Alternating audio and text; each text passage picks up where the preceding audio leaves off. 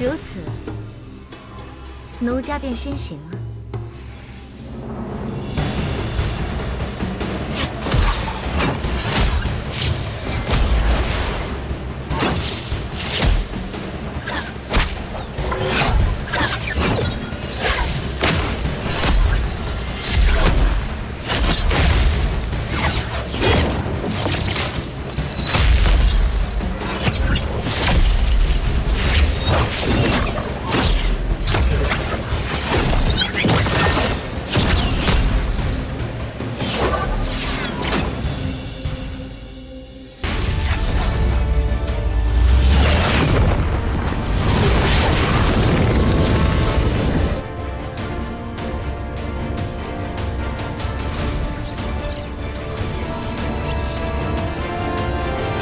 只要诱导他们前来支援。不错，毫无十足把握战胜先生，但重创中原剑会的经验就容易多了。不好，是陷阱！这是风流殿的古物，大家小心！因为先生的一招不慎，就要葬送一只小队，先生可有备份？这古物会移至内里，我得把他们送出去。光明诀，演出法传。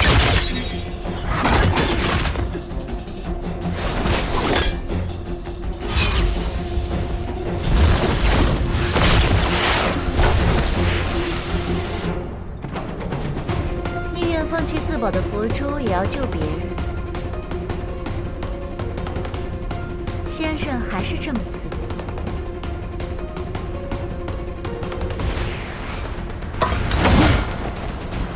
这是普竹先生的念珠，他能带我们指引方向，撤出迷雾。那我们先撤吧。先生，千万小心！加强警戒，速速撤退。是。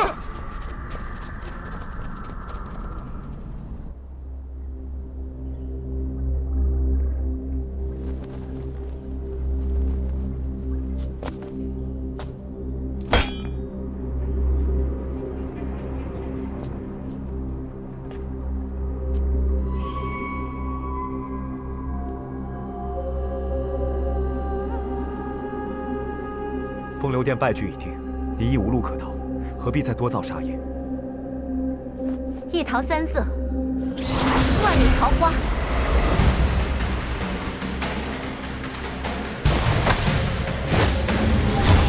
灵师小好。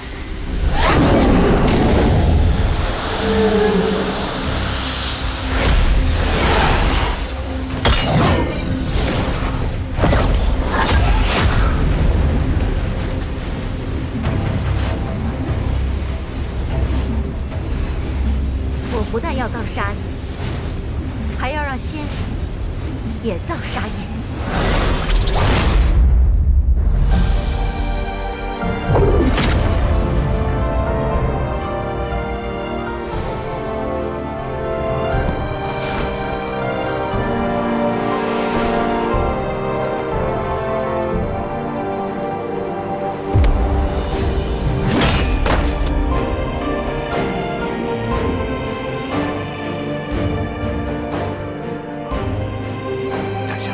绝不让你死！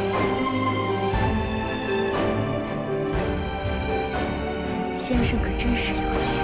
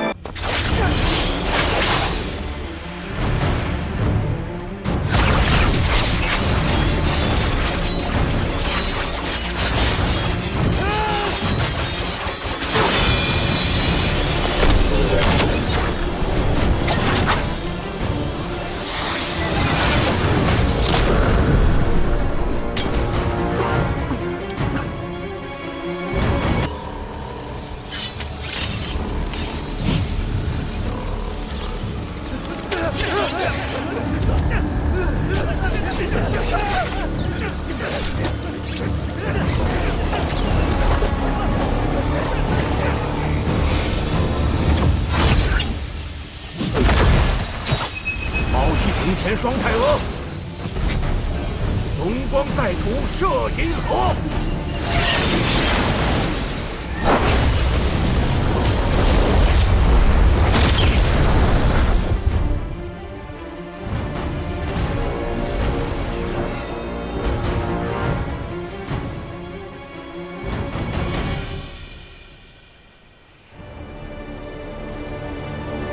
无物已散，列阵探索。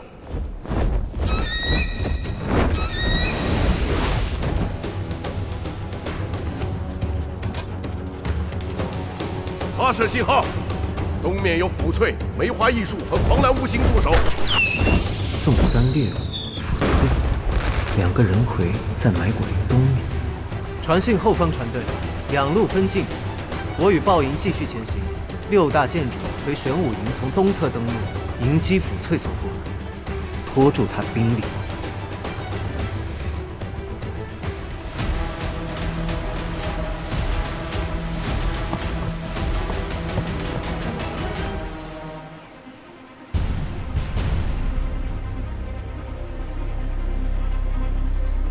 前方水路被断了，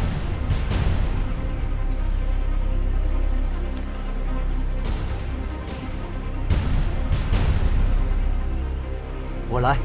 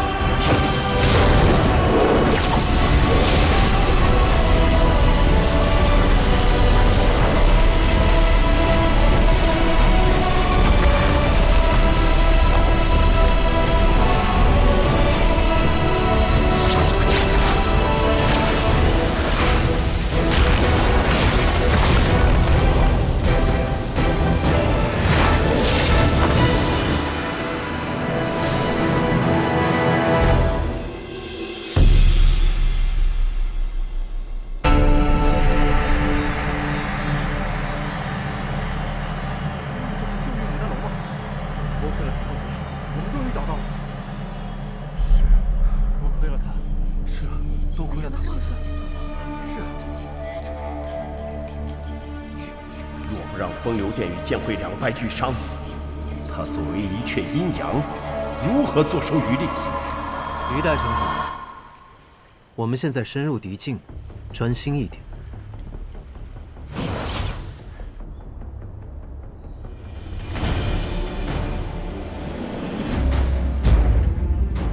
尊主，唐丽慈他们已经过了闸门，即将登陆。这便是请君入瓮。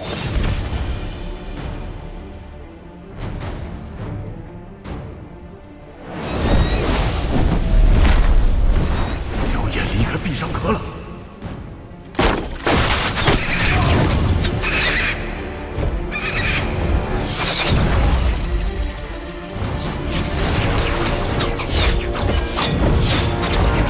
99连弩，快闪避！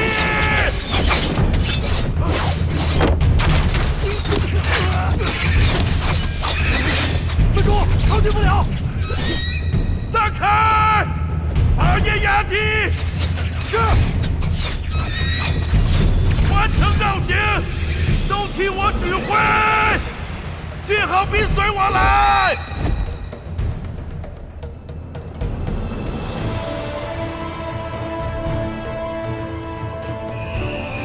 江门主他们遭遇了99连弩。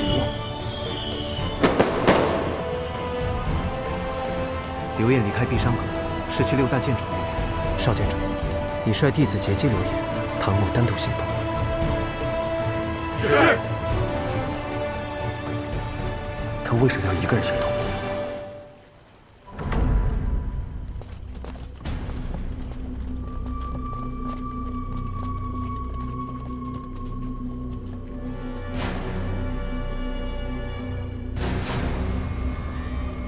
一会儿大家跟紧点，打起12分精神。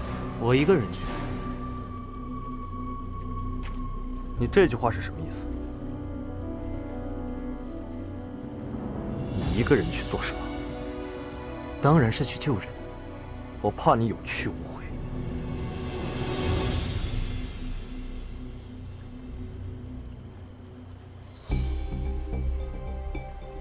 于代城主，这一路上机关无数，你若不怕你手下的人来送死，尽管跟着来。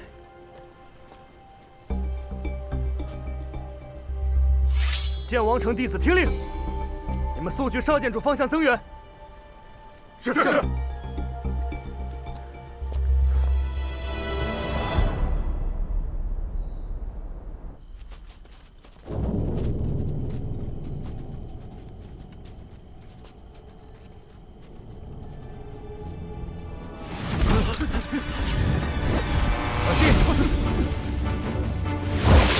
太阿剑，风行草偃。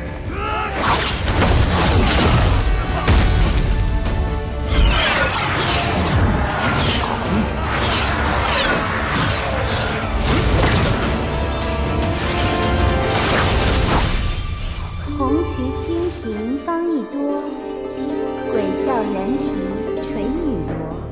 在下清禅。在下小红，特来为尊主迎宾。姑娘，只怕你不够资格阻拦本剑主。哼，杀！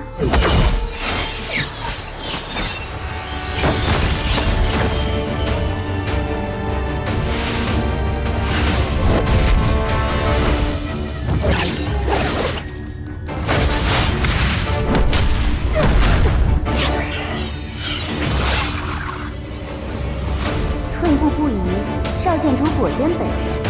可若太阿剑被封住，你还能那么丢下？就凭你那点三脚猫功夫，就想封住太阿剑？封住太阿剑便想取胜？姑娘还真看不起中原剑会的剑主。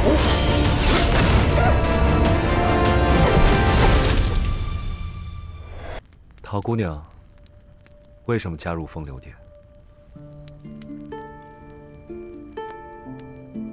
陶姑娘才貌、智慧、武学，俱是当世一等，为何加入风流殿？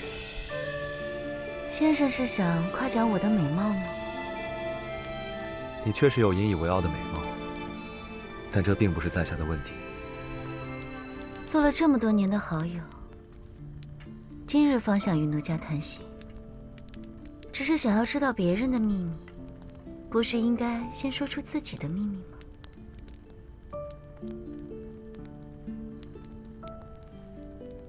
我其实是前朝太子，当今圣上是我堂兄。你是前朝太子？一阙阴阳之乱，是我父皇宠信奸人而起。我虽身为太子，却没能阻止父皇，只能眼睁睁地看着生灵涂炭，数十万条人命，即便只分1成给我也救赎不了。因此，我入天境阁修行。那你就更应该杀我，杀了我才能救更多人。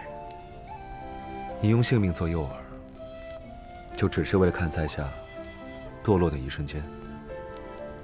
似先生这般意志坚定之人，落地时的声响必然清透响亮。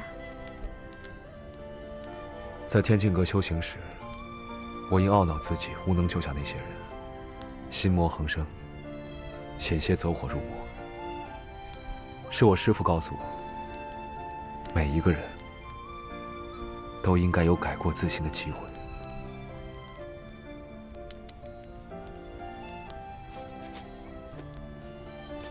在下是天下间还活着的人里最该死的一个。我若没死，别人就更不该死。我若不能原谅别人，就更不能原谅自己。姑娘常戴此珠，未必没有从善之心。朴珠先生，我这珠子里装的是剧毒，朱砂。可以为毒，也可入药，皆在姑娘一念之间。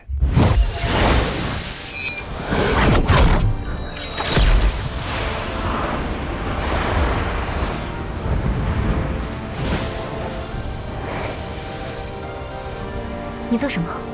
你若死在此处，那就是在下害死的你。我双腿受伤，但功力尚在，只要为你疗伤，你便能脱困。你可别忘了，我是风流殿的西公主。我没想感化谁，只是不想再背负人命。你若再做，自会有他人收拾。只是那时，或许已不是在下所能干预。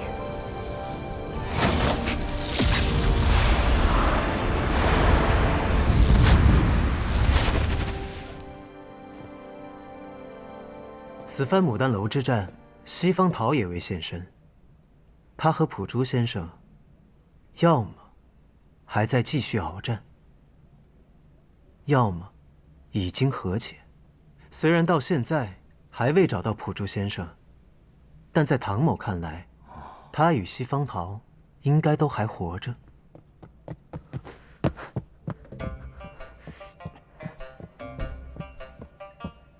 打这么大的架，为什么没人叫我啊？啊？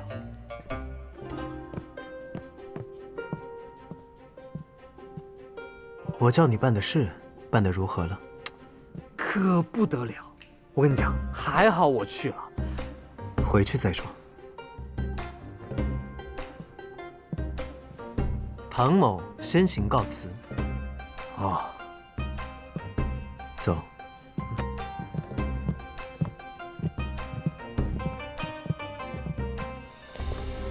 哎，我这一路上的经历啊，只能用传奇2个字来形容。上刀山下火海，水里游的海里爬的，我都给你经历过了。只能说吧，我脑子比较好，能活着回来给你汇报。你猜我去落魄13楼碰见谁了？巧艺乾坤。你怎么知道？你偷偷跟着我了？不是，你不是在打牡丹楼吗？方平斋一向异想天开，这世间愿意跟他一样白日做梦的，怕是只有同样疯狂的巧艺乾坤了。不管是方平斋还是巧艺乾坤，他们2人于风流殿而言，充其量只能算个外援，而藏在背后指使一切的，恐怕另有其人。有道理啊，那你一定不知道是谁带巧艺乾坤去的？一个孩子。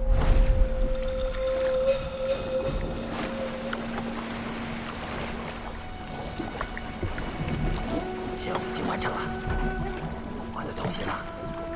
只要你给我，什么逆天转命、时光倒流都不是问题。巧艺乾坤好像刚从什么地方匆忙赶来，后来我跟去13楼听见他们谈话，他们谈的事情虽然我没听懂，但也知道绝对不是什么好事，什么神迹，什么颠了个倒、逆天转命的。还有啊，那孩子能让巧艺乾坤如此重视，确实蹊跷。但你有一句话说得很对，方平斋就是个疯子。刘演背后确实还有一个人，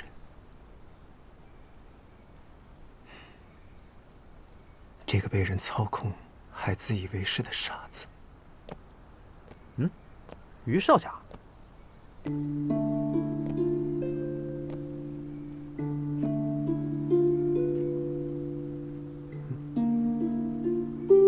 哦，我有事想与唐公子单独说。你们之间什么时候这般好了？还有什么秘密我不能听？哎，行，你们谈，我去吃饭了。阿谁烧了菜，早点回来啊。知道了。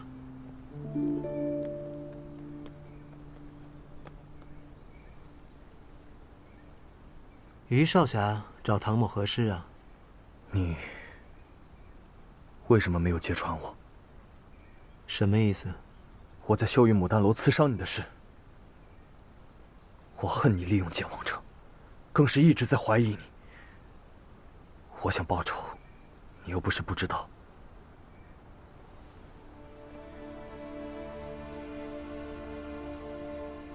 你不过就是想要报仇而已。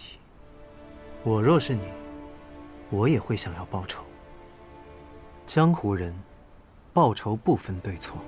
唐离慈，你如此一次次卖给一个仇人恩情，到底想要什么？在这江湖上，唐某的仇人多如过江之鲫，我为何要卖一个仇人恩情？你如果心意坚定，一心想要报仇，又为何会在刺完那一剑之后，没有其他动作？又为何不跟着于气凤一同加入风流殿，反而回到这中原剑会来？于少侠，你这一剑，对唐某而言，无关紧要。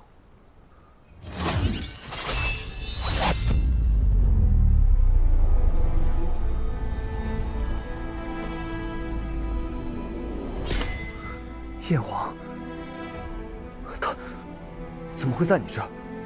那日在剑王城，幸得此剑，方能将毒物镇压在500丈内，剑王城才不至于被全毁。你实在不必将这恩情记在唐某头上。只是，你若不能将此剑开封，现在的你，就连说原谅唐某的资格都没有。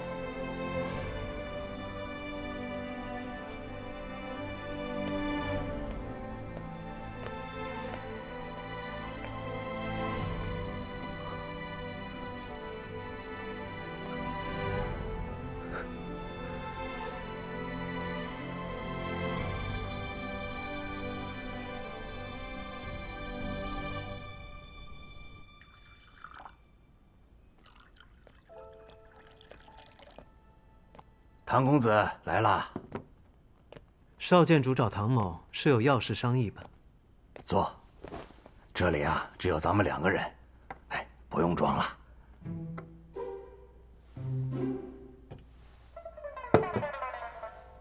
这漫画店里面咽下去的血，现在可以吐了。我刚吐完。唐某不至如此。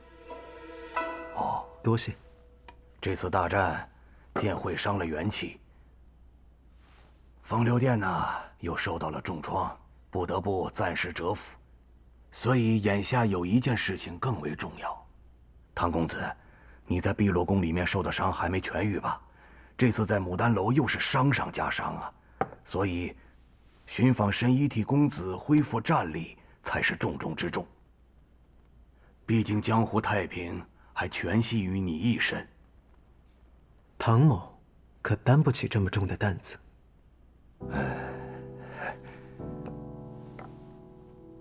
公子或不是为江湖太平而来，但我会把刘演交给你来处置。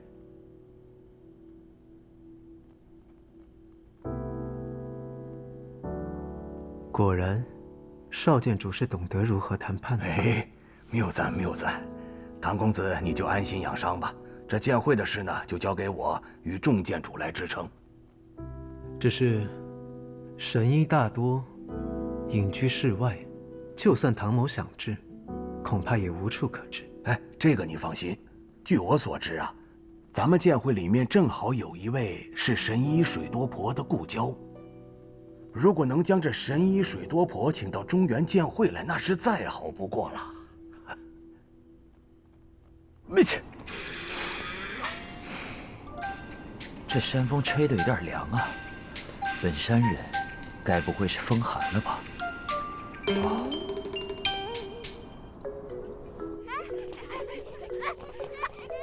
少剑主，唐客尊。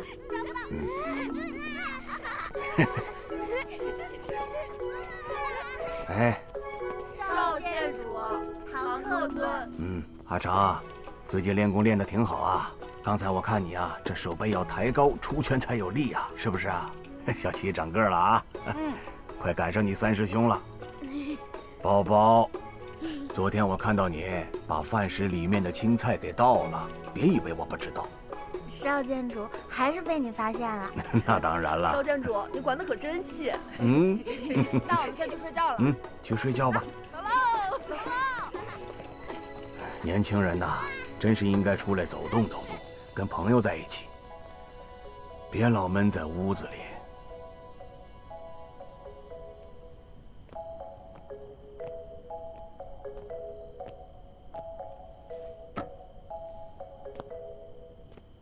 成儿，今晚厨房做的烧鸡香得很呐，你吃了吗？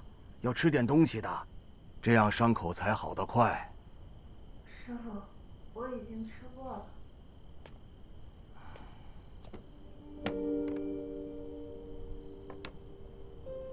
成儿，牡丹楼一战其实不怪你。师傅，我累了。好，那你休息。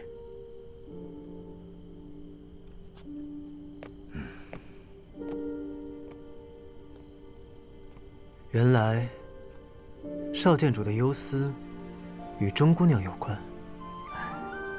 我早知道你看出来了，所以你才会用了心思让我来这儿。你也看到了，春儿她把自己闷在屋子里面，不吃不喝的，也不跟其他弟子往来。其实大家都已经不怪她了，可偏偏她就是过不了心里那道坎儿，不肯放过自己。唐公子啊，你……少剑主放心，唐某知道了。啊，多谢唐公子。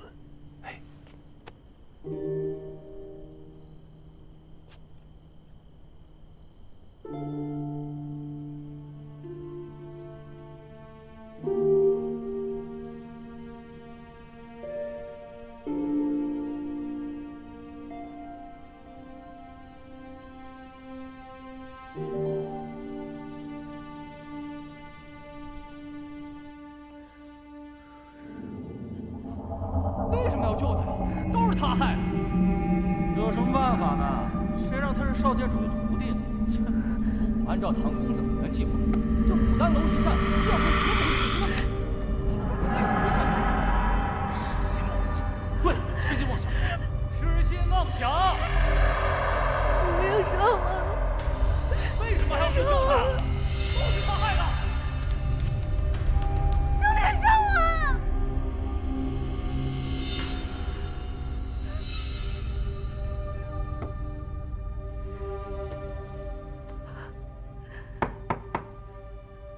放在门口就行。钟姑娘，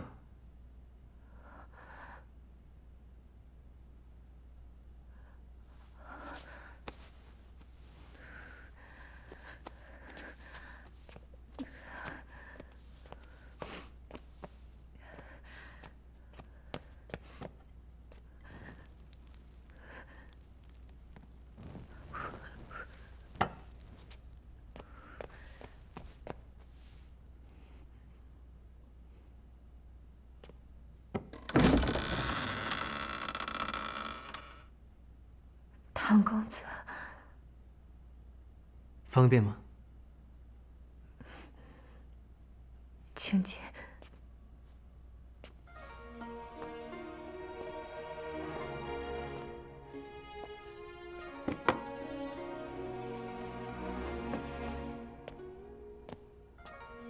唐公子在牡丹楼下救了我，我本该向你正式道谢才对，但我现在实在不知道怎么面对。面对你，牡丹楼一战，因我之事造成了很多损伤，都是牡丹楼一战留下的损伤，若是一定需要有一个人来承担责任，那也该是唐某这个做主帅的来承担。钟姑娘，你不必什么都往自己身上揽。更何况，决定攻打秀玉牡丹楼时，剑会人心振奋，并未有丝毫的不悦。唐公子，你总是这样，你这样安慰我，我不会有半分好受。唐某到你这里来，可不是为了让你觉得安慰的，而是剑会正值用人之际，少不了钟姑娘。唐某明日即将远行，我也想可以安心离开。相信少建主也是这么想的吧？你觉得剑慧还会需要我吗？钟姑娘过去没有犯过大错，没有犯大错的教训。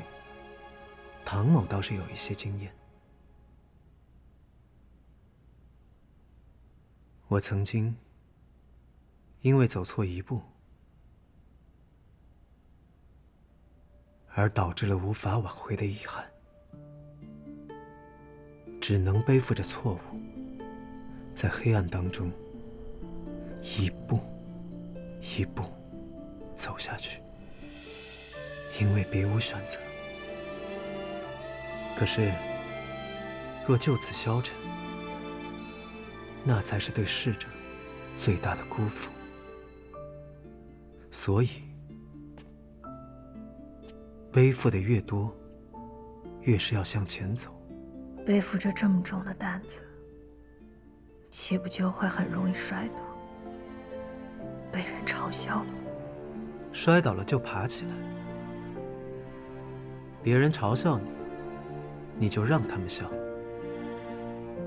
走到柳暗花明时，往日的刀枪剑戟，不过只是些许风霜罢了。可是谁又能做得到呢？谁能做得到？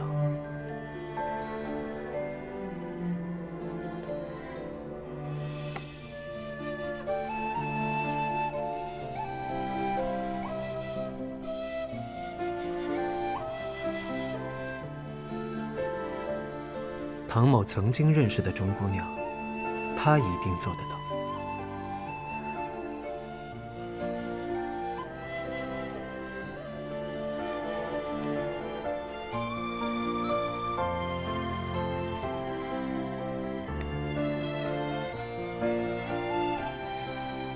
天色已晚，唐某就先告辞了。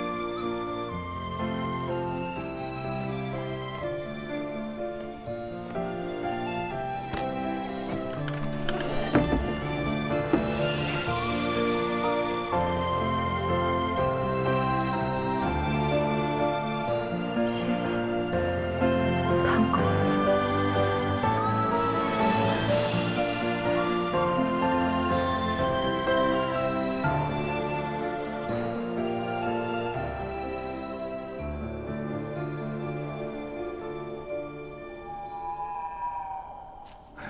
中原剑会那群王八蛋，真的毁了大半个牡丹楼！可恶！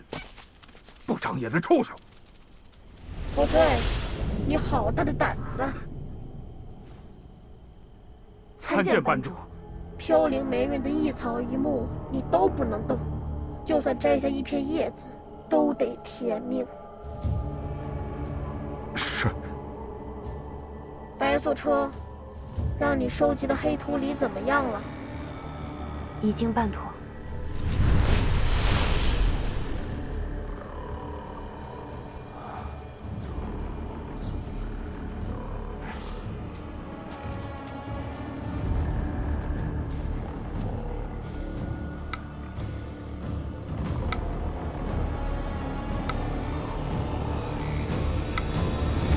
我出去又回来，你都还没想好。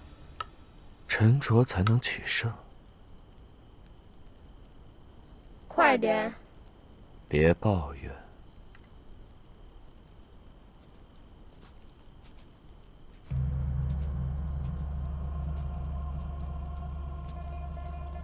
尊主留下的这盘残局，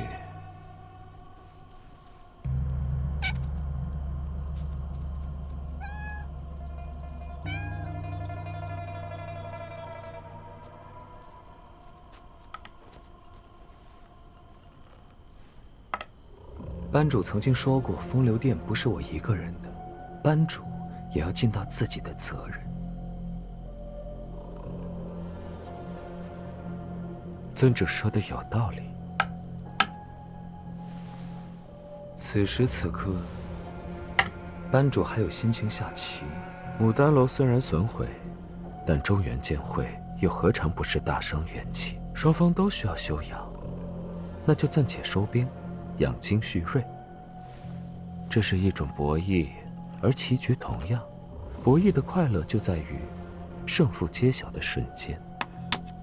无论是一翻两瞪眼的运气，又或者是绞尽脑汁的算计，甚至有人不惜代价赔尽家底，却又说博弈之道，小赌怡情，无胜负心，方能不执着。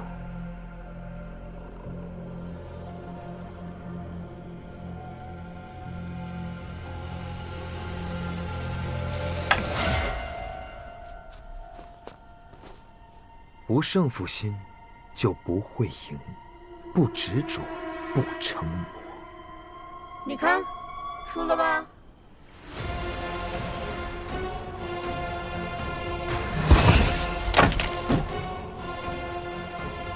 这就是赢的快意，输的失落。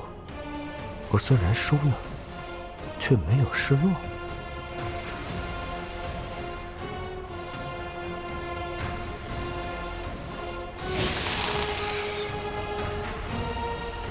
请尊主好生养伤啊！他是风流殿的主要战将，你带回来的残兵败将远远不如他。难道西方逃跑了，变成西方逃了？你这个笑话一点都不好笑。没有人能逃过风流殿的掌控。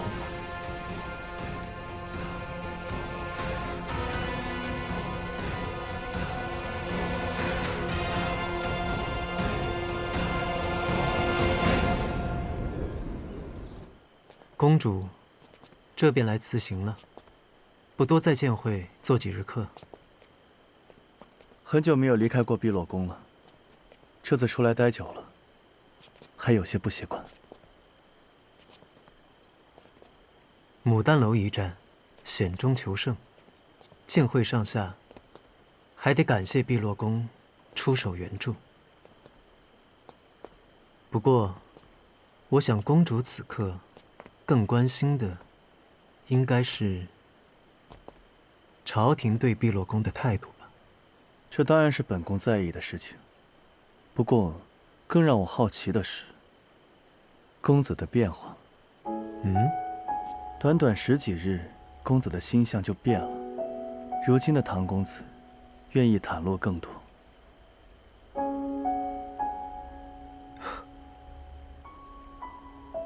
公主啊，窥看他人内心，可不是什么好习惯哦。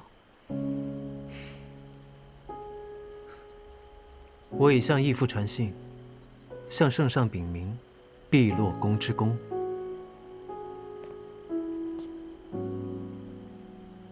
多谢。这是我们的约定。教不严，师之惰；子不学，非所宜。幼不学，老何为？玉不琢，不成器；人不学，不知义。人不学，不知义，又忘了。人不学，不知义。为人子。看来我好奇的事情已然有了答案。唐狐狸还没回来？公子的变化，是因为他们。吃不吃啊？不行，师傅不回来，谁都不许吃饭。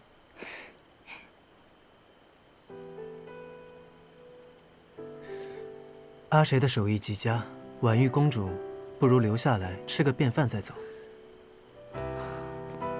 不了，唐公子，相信我们还有机会再见面的。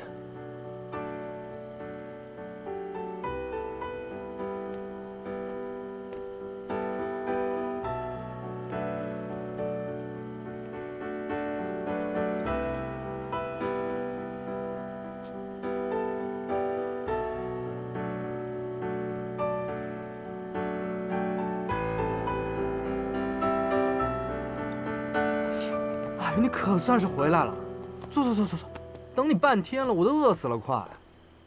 饿死了？不是我说你们怎么能背着我去打这么惊天动地的仗啊？不是要饿死了吗？怎么了？又不死了？都怪你！你们为什么偏偏让我那个时候去盯梢啊？绝交，必须绝交！一炷香。呵呵。雪线子前辈来了。前辈，你怎么又突然冒出来啊？少剑主说，只有你知道路。我的筷子。还有什么路啊？哎，一炷香到了。别多管闲事啊！你到底要去哪？去游山玩水，吃香的喝辣的，唯独不带你去。阿水的手艺还是这么棒啊！前辈，小狐狸，现在知道叫前辈了。什么叫少剑主说我知道去那儿的路？那明明是只有我知道去那儿的路。唐某是想说，上个月欠我钱的利息还了吗？什么利息？什么利息啊？月算，我不知道。还不起钱，拿什么抵债啊？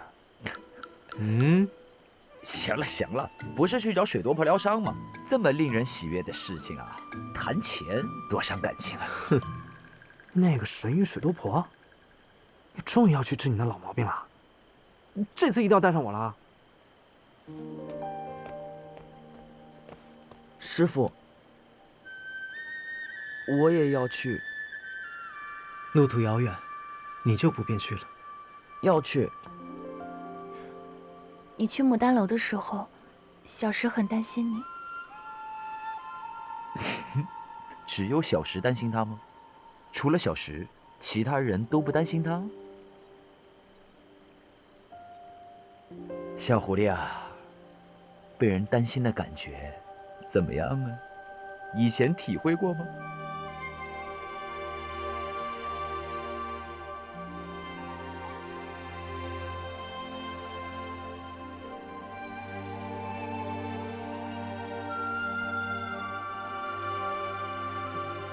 那便一起去吧。嘿，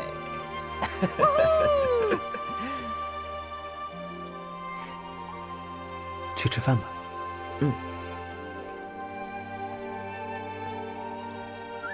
志云，再吃一个。老沈，吃，尝这个，尝，好好吃。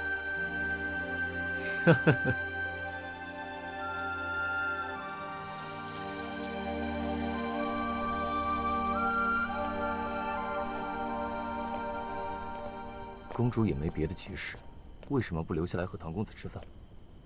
你看出来了吗？他明明伤痛难忍，却一直在兀自强撑。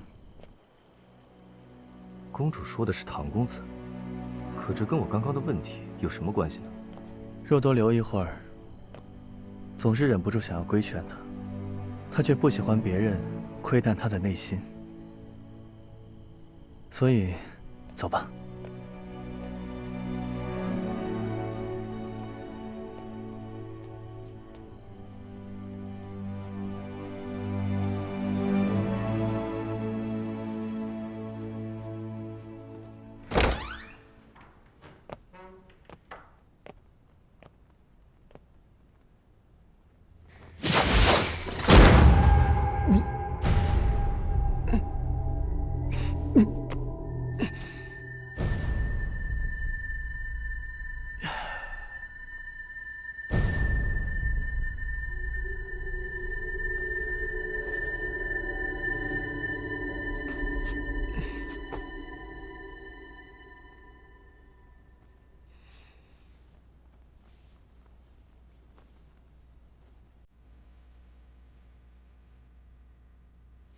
伤口愈合的这么慢。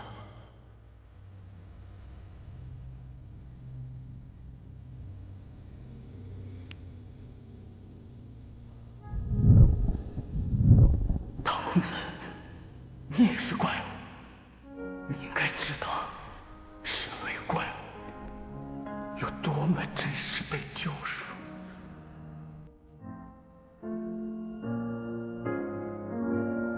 人之初，性本善。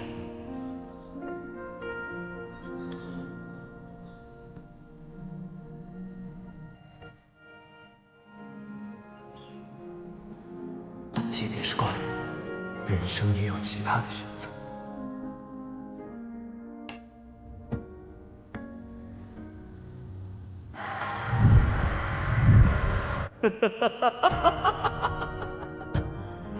化功大法，一雀一鸟，你就是这样欺骗方舟，用他剩余的生命来助你修炼往生土的吧？曰喜，曰哀惧，爱不厌，七情俱备。阿离，什么都没有。他们只是神州的普通人，七情俱备，或许会因此愤怒和误会。可是我信了，是不是就证明周地龙7年的情谊，这7年的点滴是真？可事实是周地龙的7年，全是建立在虚妄之上。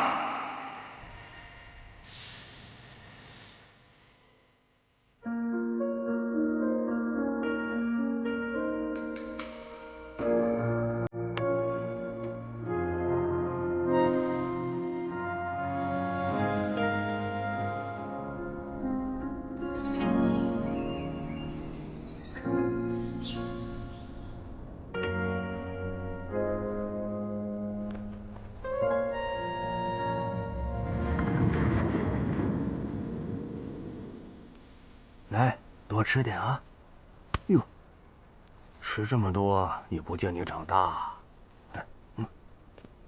唐狐狸向来准时，不是说拂晓出发吗？这眼下都快天光大亮了，还不来？来了。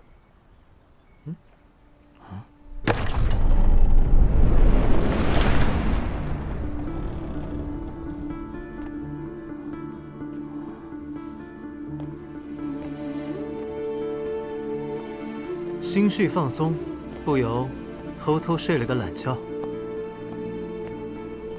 唐公子，你的头发……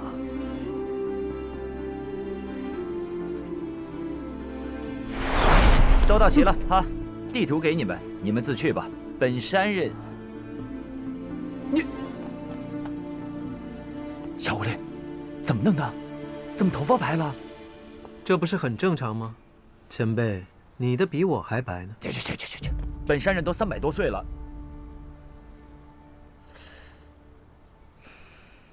欠债还钱，天经地义。既然你是我的债主，那本山人就送佛送到西了啊！阿水和小石已经在山门口等好了，走吧，都走吧。哼，邵建主，告辞了。走了。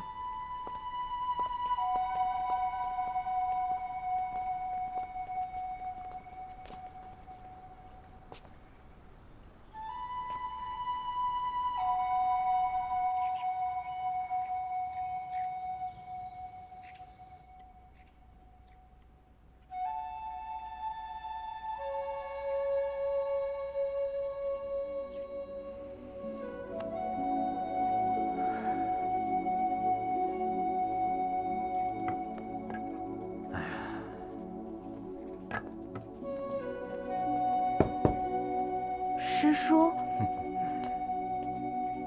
你来干什么？春儿，伤势好些了吗？我代表师叔们特意来看望你的。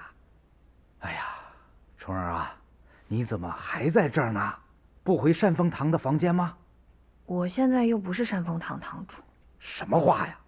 你为剑会立下这么多功劳，秀玉牡丹楼之战，你又身先士卒，以自己的命换弟子的命。谁要是说你不是善丰堂堂主，我第一个就不答应。哎呀，这房间这么小，怎么能养好伤呢？快回善丰堂的房间好好养伤。来人，给钟堂主搬行李。是。走慢点啊。师叔，这是怎么回事？你本来就是中堂主，在我心里一直都是啊。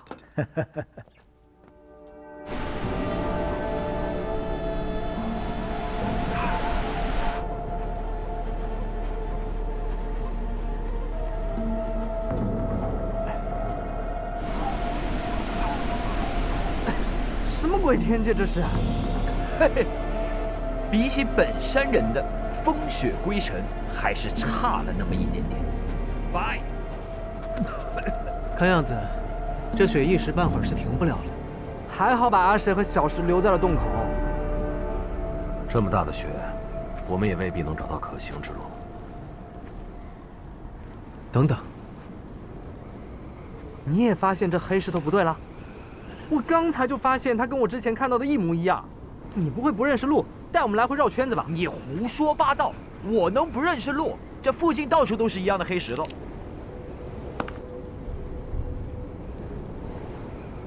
不是石头啊。准确的来说，是用来建造城池的墙砖。什么墙砖这么脆，一捏就碎了？烧脆了。什么火这么厉害，能给墙砖烧脆了？而且，这荒郊野外的，不像有城的样子。有，这里有一座小国，叫姑墨国。姑墨国，没听过。我听过，情报是13楼的专长。姑墨国其实也就城池大小。瘟疫大行，为了阻止瘟疫，国王收集尸体开始焚烧，可是，一不小心，引发了火灾，一夜之间，全城尽焚。还是那个问题啊，什么火能这么厉害，给一座城烧掉？所以也有另外一个说法，这姑墨国王触怒众神，先降瘟疫，后降天火。天火？不是，那神医怎么住在这种地方？接着探路吧，前辈。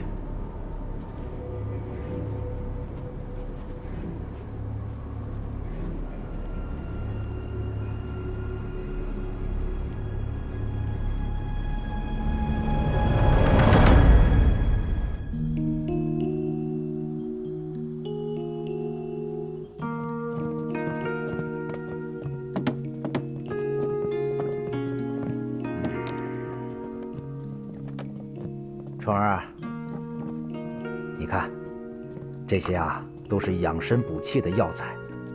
我们都是剑会的家人，你若是不够啊，随时跟师叔说，师叔马上给你备上。房间要是没打扫干净，喊师兄弟们来收拾就好。师叔不会觉得师父为了救我，害死了剑会很多人？怎么会呢？虽然少剑主一开始啊确有犹豫，但是呢，唐公子一番慷慨陈词，说春儿你是剑会弟子们的标杆，绝不能弃之不管，寒了大伙的心呐。